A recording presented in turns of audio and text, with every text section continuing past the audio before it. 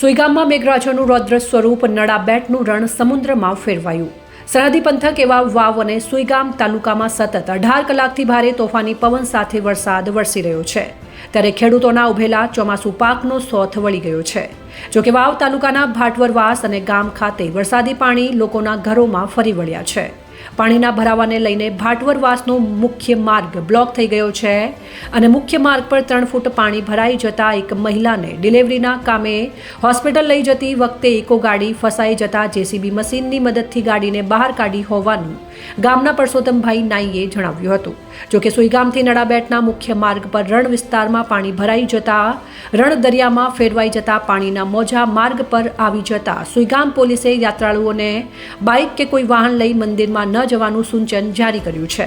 સમગ્ર વાવ સુઈગામ વિસ્તારને જવાબદાર તંત્રે રેડ એલર્ટ જાહેર કરી નીચાણવાળા વિસ્તારોમાં વસતા લોકોને અન્ય ઊંચી જગ્યા ઉપર જવાની સૂચના આપી દીધી છે. આમ સતત 18 કલાકથી ચાલી રહેલ તોફાની પવન અને ધીમા વરસાદને પગલે સરહદી પંથકમાં જનજીવન ખોરવાઈ ગયું છે.